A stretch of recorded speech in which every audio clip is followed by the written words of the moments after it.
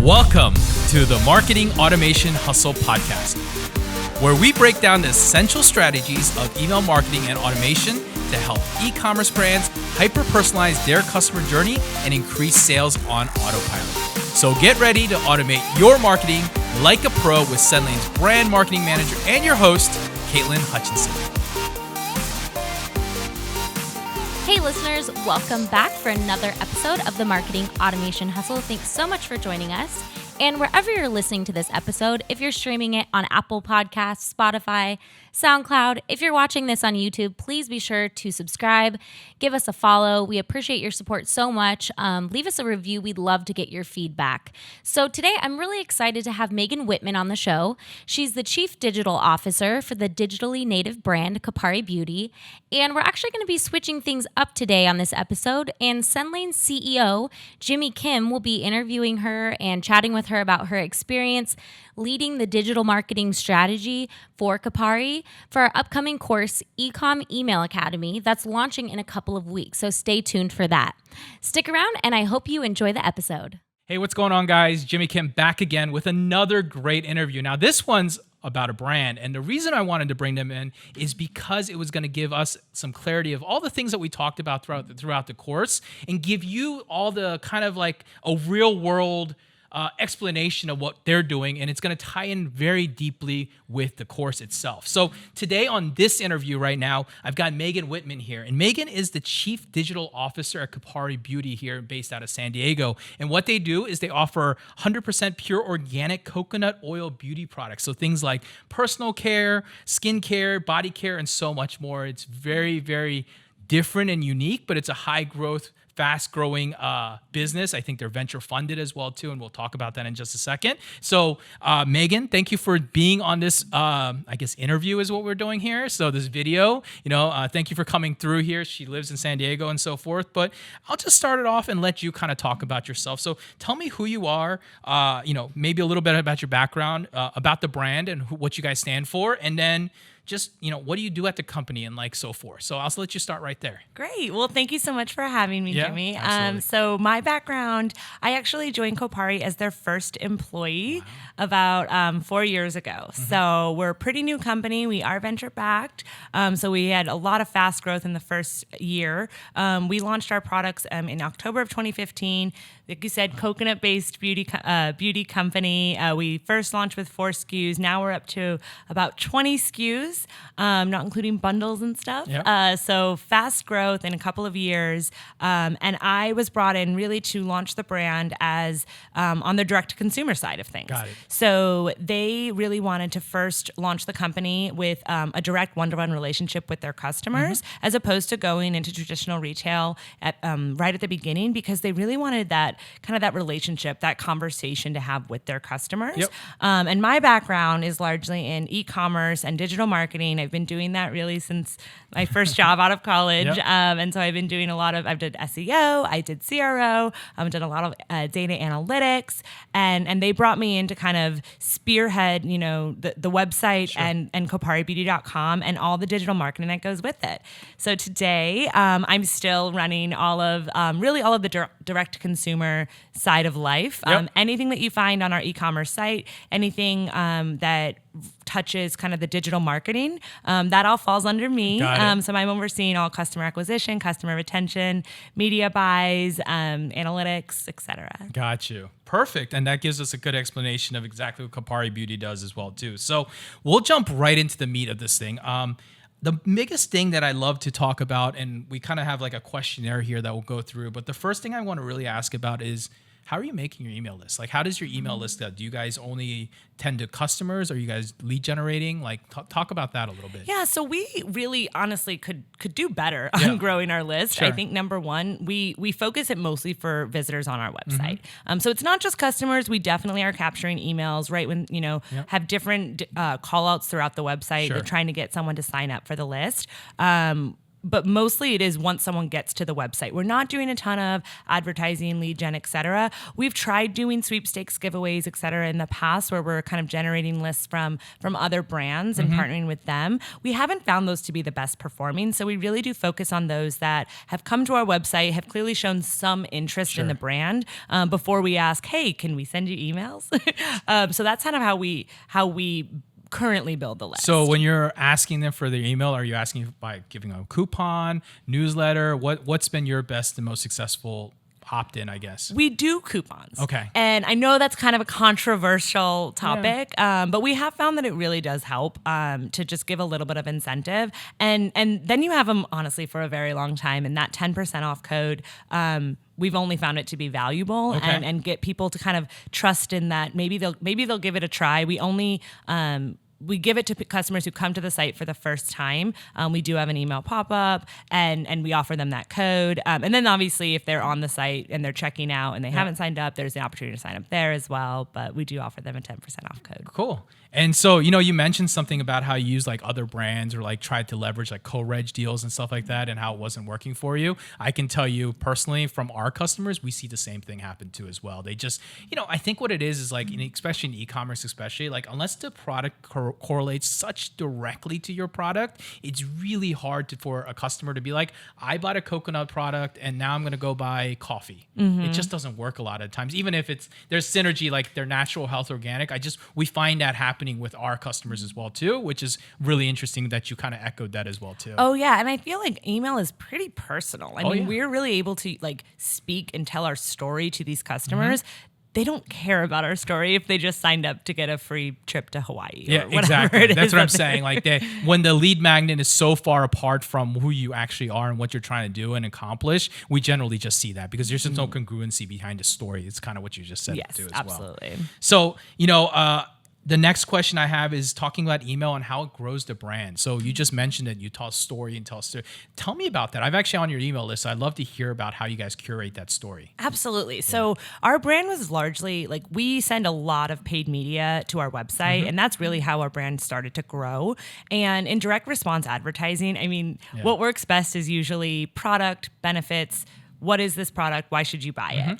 What it doesn't tell you is a brand story. And we've tried. It doesn't really work the best in terms of click-through rate, in terms of efficiency when you're running paid media behind, your brand story. So we really use email to tell that brand story. So once they're convinced, okay, this might be a product for me, they'll come to our site. Maybe they'll sign up for the 10% off, or maybe they'll just sign up because they want to learn more, whichever. Maybe they'll sign up after their first purchase. But then that gives us an opportunity to really go deeper with the customer and say, okay, here's who we are. Here's our give back mission. Here's who our founders are. Here's why we created the brand. And also, here are the products that work well together. And here, we'll even sometimes interview like our product development team and say, this is why we created the product the way that we did, as opposed to what we could have done. We really try to just go a little bit deeper. And we found that when we send more text-based, not even necessarily designed emails, these kind of personal one-to-one, whether it be from our customer happiness team, from our founders, that's when we get the best engagement. Absolutely. And I talk about that exactly in the course because it's so true that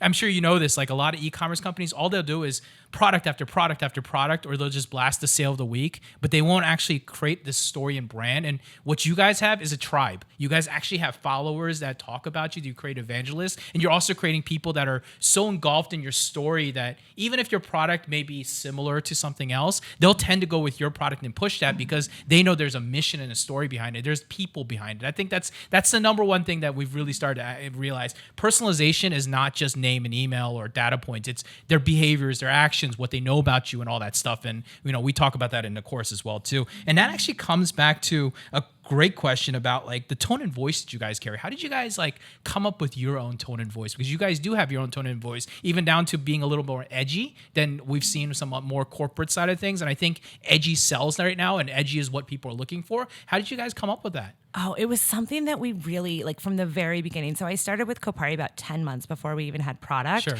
And it was something that we obsessed over. This is what happens when you start a company and you have product delays. Is you just obsess over all of the different aspects of the business. But this was something that we wanted to nail. Sure. And we wanted it to be your non-judgmental, friend who's always telling you about the latest and greatest beauty hack that she's trying. Yeah.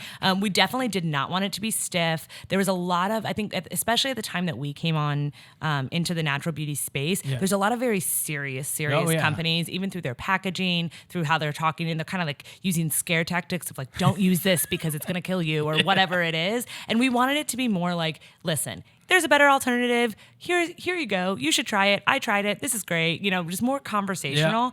And early on, we actually went and found a copywriter to help us with this, because none of the founders and myself were copywriters at all.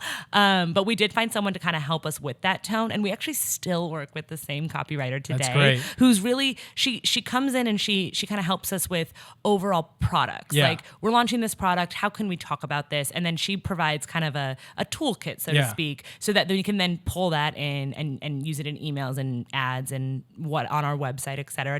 But the whole point is to be very conversational. And I always tell, we have our customer happiness team in-house. And I always tell them when we have new people start, we want you to be human. Like, this is not a corporate environment. This is a fun beauty product. So when somebody calls and you don't know an answer, it's okay to say, I don't know. I need to go look at this. So just trying to keep it very human, conversational, and fun. Yeah, and it doesn't. I think this relates to any brand out there. It doesn't matter if you're just an e-commerce brand, but even anything more these days. I think that conversational brand is important. Like, for us in our service centers, we say, throw out all the template emails. We don't need templates in here. We need to answer the person for who they are and who they are on the other side. And I'm like, start a conversation with hi. And then people are like, but what about all the questions? It's fine. Just say hi. I'm here in our live chat. And like, we want to treat you like a human. And I think that's the biggest thing about an e-commerce store, especially when you don't have a retail front. You don't have people to meet. You don't have a brick and mortar. You can't shake hands. You don't have shelves to show. They're coming and walking through your virtual store every day. And it's important that you create that tone and voice. Absolutely. So that's pretty cool. I love that that's how you guys came up with it and you guys thought about it. I know it came through out of probably more necessity, it sounds like, because you were kind of finding things to do. But I think that by spending the time doing that, it was good. And then the second part is something that I really do, again, talking the course, is copywriters, right? I think people don't realize that there really is an art behind copywriting, and it isn't just a fancy title of writers. And I'm a copywriter. I'm a direct marketing copywriter. Like, that's my background. So like, I know when people tell me they're a copywriter, I'm like, you're not a copywriter. Like, I can see it literally by the words that you wrote on the table. You know what I mean? Like, I can see that you're missing the triggers and emotions. So, it's something that I talk about in the course about copywriting, and that you shouldn't, just because you're an email marketing manager or the VP of marketing, doesn't mean that you have to be a copywriter. You should look for it. And, Megan talked about outsourcing it and having someone still to this day. I mean, copywriters don't like be stuck in bubbles. We want to work on 95 projects because that's how it keeps us interested in like being able to continue to talk about the product. So, and we actually work with multiple copywriters for that very reason. I admire them so much. I'm so not a copywriter, but ultimately what we found too is like, as if we have a small network of copywriters, and some work better for product launches and some work better for more educational and some work better. Like, it's so helpful when you also are getting inspiration from multiple different creatives at a time. And it's the same with designers too. Same thing. You should always have multiple designers in your brand, because everyone brings this different flair and input. And when you put it together, it becomes beautiful a lot of times. So let's talk about something interesting. How often do you guys email your people?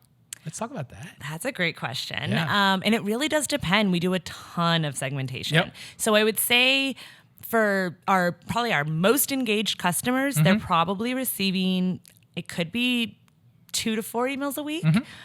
For our least engaged customers that are still somewhat engaged, it'd probably be more like 2 to 4 times a month, honestly. Got it. And when you say most engaged, what does that mean to you guys in segmentation?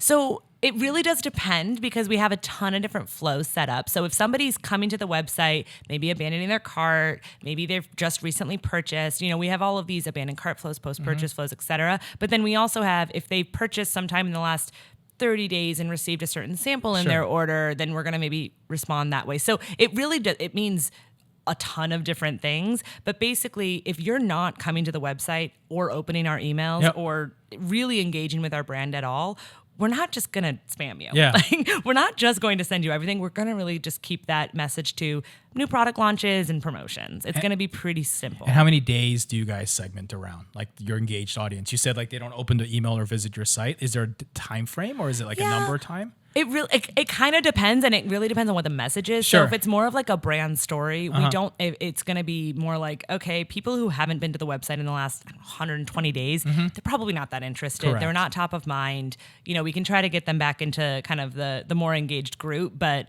they don't really care about that unless it is a promotion or a new product launch, et cetera. Got it. But then obviously, if you've been on the website purchasing with us in the last 30 days, you're probably going to get more information because absolutely. we're trying to educate you on the product you just bought, Yep. or tell you about the sample that you received, or upsell you to this next product that we want you to buy. Yeah. And I found that, something that I've done my own brand research about, not just your brand, but everybody. But when you purchase products and like have that education piece of the instructions, I bet your customers love that, don't they? Oh my gosh. Yeah. We used to not do it. Yeah. And we just launched, like, I want to say maybe about 2 years ago, Yeah. somebody said, you send them product and then you don't explain it. Yeah. Like, people don't know how to use your product, Correct. which is a weird concept because you think that somebody buys your product and knows how to use it. But even in beauty, it's not necessarily true. Yeah. So that first educational email that we send, and we try to match it so it's going to hit your inbox right about when you're going to get the product. So it might come the day before, it might come the day after. It's actually one of our most engaged email, and I'm not talking about a transactional email. Yeah. This is just an educational email that we send right after you order. And I would tell you, just on this recording, something that you could try out that we've seen really good success with, that same instruction video on an abandoned cart, try it on the third or fourth day and show them how to use it before, because one of the things we found and we heard from our customers, we started testing with our customers, was people were like, oh, I didn't buy it because I didn't know how to use it. Even though it doesn't make sense that they don't, how there's like this influx of people who are about unboxing videos and all these weird things. It works the same way with e-commerce things because people are unsure of how to use it, especially in your product. You're selling a beauty product. They don't know what it does and how the results work, right? But you should try it. Like for us, what we say is like, I think day 3 or 4, one of those is brand and story, one's instructions, but like giving them the instructions that you would give to a customer, even though they're not buying or they haven't bought. I mean, it makes perfect sense. Yeah, it makes sense. You're giving them the why before they even have the what, right? And so that's something that you should think about. So, absolutely. Yeah, and I teach that in the course. So that's like an idea behind it, right? So cool. ROI. Let's talk about ROI. Is email your biggest channel of revenue right now? Is it something else? Like, what's the ROI that it makes up for roughly? Let me think here. It's probably our largest singular channel. Yeah. I mean, I think email's probably somewhere, it usually fluctuates anywhere between 25 to 40% of the revenue that's coming into the .com site. Yep. So it's probably, Huge. number one. Yeah, exactly. And I think it's really funny that people say like how email's dead and this and that, but like you just said it, and statistically, and even on all our stores that we're managing and helping people with, we see the same number. 20 to 30% is that average benchmark. And then like sometimes they'll get higher than that. And it sounds like you guys are going higher than that, but that's because you probably curated a following and a tribe. But I think that's the one thing that people are missing when they're doing their e-commerce stuff as well too. Absolutely. And then overall, I always think it's funny to think about it in kind of the ROAS of it all, because it's not paid media. No. It's a direct communication with your customers. But if you wanted to add up probably what we spend in a month on email with copywriters and designers and tools, et cetera, it's still probably a 10x. Yeah, absolutely. 15x. Well, it just doesn't cost that much compared to what you can get out of it. If you're mailing 100,000 people, for example, regardless of how much it is, that value. I mean, they say in e-commerce, like the value of a customer should be about $1 a subscriber per month. That's what they say you should be generating minimum off your customers, if not more. The better performing ones will generate $3 to $4 per customer per month. So, that's how we like to measure it. So we don't measure it by like each email, but like, what did your list look like? How many, what did you actually make in that month? Regardless if you mailed 7 times that month or 40 times that month, what did you make and what did that translate and correlate, right? So it's the same idea, but yeah, I mean, sounds like you guys are right there. So I'm going to switch over to something. I like to ask these questions. What's been your most successful campaign and what's been your worst campaign? Like talk about, you don't have to get really deep into it, but just talk about like, why do you think like it was so successful and why maybe it was so bad? You know what I mean? Yeah. Okay. Well, it's funny because when you ask what's your most successful campaign, like where my brain goes is, definitely a back in stock. I mean, that's not fun though, so I'll come up with another one. But yeah, if somebody signs up and says, notify me when this product back, that's going to do very well for Got you. it. Yeah, perfect. That's a good one. That's a right? logical one. Yeah. But another one that I think was a little bit more surprising that did so well is we did something recently called our content manager called it her happy hour email. Okay. So she sent it out at 5 p.m. on a Friday, and it was basically just a roundup of all the deals that we had going on the site, whether it's this bundle or this new SKU that we launched that week, or if you refer a friend, you get a free mini deodorant, or kind of just like a whole, it's like a happy hour menu of that all makes the sense. things that's going on. Yeah. And it performed so well. And I was shocked because we've done a lot of send time testing, and 5 p.m. is not the time to Nope, send. I would never say on a Friday at 5 p.m. would ever be a good time. But for whatever reason, I think this was just one of the surprising things that did a lot better than we expected. And it was kind of a fun twist on. Did you guys on like happy hour. dissect it and like try to figure out what caused it? We sent it like 2 weeks ago, so it was still pretty new. But when I was looking at the overall month, I was like, wow, that's crazy. It did very well. I think more it was probably around here are the different options for savings on our website today than maybe the time. But I think it was kind of a fun Can I concept. ask you, do you guys generally send out these like general sale emails ever? No, we so you really guys pattern don't. disrupted. Yeah, I think that's probably why. Yeah. Because I think we'll do, a sale here and there. We don't do a ton of sales, but we do a lot of new bundles, Yep. Shop and save or upgrade to this bundle and save and things like kind of one-off things like that. Yeah. But I don't think we really talk about them all together. Yeah. And so I think there is something there to unpack. Yeah, and that's something I can relate back to one of my e-commerce stores that I used to have. I used to own a physical retail store and an e-commerce brand with it in Las Vegas. And when I got in there and I bought into the company as an investor, they didn't do any email at all, right? At all. And I was like, okay, we're going to just start with the brand story and some instructions and one-off stuff, right? And then we've hit them with a sale, just kind of like you talked about. First time we did that, it was explosive. And it's because what you're saying, it's pattern interrupt. It's nothing to do with actually like what you send, but how you were able to be like, just showing off little products, instructions, brand story and stuff like that. Then all of a sudden you hit them with a kind of a hard-hitting like sale. And because they were so engulfed in your brand, they were ready to jump in and take a big thing. So yeah, it kind of coordinated and related to me. And I remember that first email. This was like 2013. I remember this, and I did it the first time, and it was just like explosive. Where like an email would make us a couple $100 usually, maybe $1,000, and this one made us like 6 to 8x more than the normal ones. Wow. Yeah. So I'm sure you saw something like that influx happen. Again, it was a little bit different beast 6 years ago as well too. So. Very cool. Let's go to the worst one. And I want to pinpoint this. Let me preface this. I want something that you guys planned and thought was going to be successful and it failed, and like something that you might know why. Okay. I was going to say, the easiest for the worst one is when we had like a manufacturing issue and everyone asked for refunds. So that's not a good one. No, that's that a doesn't product count. issue. That wasn't That your doesn't fault. count, If yeah. anything, you guys still sold it. Right, yeah. So that's not good. Let's see. I would say maybe you can help me unpack why. Okay. So I know one of the things that makes the most logical thing in the world. So we send out free samples in every order.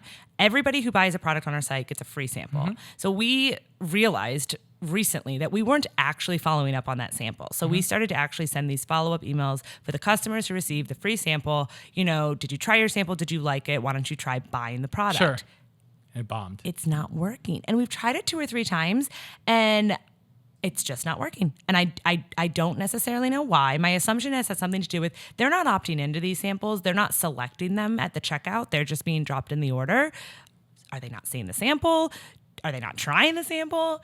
Maybe it's just the wrong content. It's probably I think if I were to unpack the why on it, it would have to be content driven, because I'm thinking about myself and I'm like, okay, if I got something that was relevant enough to me that I would try it and I liked it and I just bought from you guys, it would make sense to buy that. But if it's failing, it has to be content. Are you guys picking and curating the content, or are you guys just throwing whatever the sample of the week is in there? My assumption is, we're selecting the sample based on like time of year. Yeah. I would say right now. Got it. And we could do better about personalizing that. But I think with the content, it's more of a, hey, you got this. Did you love it? Now buy it. Yeah. And maybe there needs to be more education around Maybe it. that's an instruction thing comes into play, and try it again and be like, here's the instructions to the sample you just received, and be just very direct to that person. And then like follow up like 3 days later and be like, by the way, here was the instructions. Here's a sale if you want to try it out for yourself or something. Yeah. That might change the dynamics behind it as well too. But yeah, it's really interesting actually. You would think it would work, right? Yeah, it makes sense to me in my mind, but the only thing I can think about is product, because I've learned really quickly in e-commerce,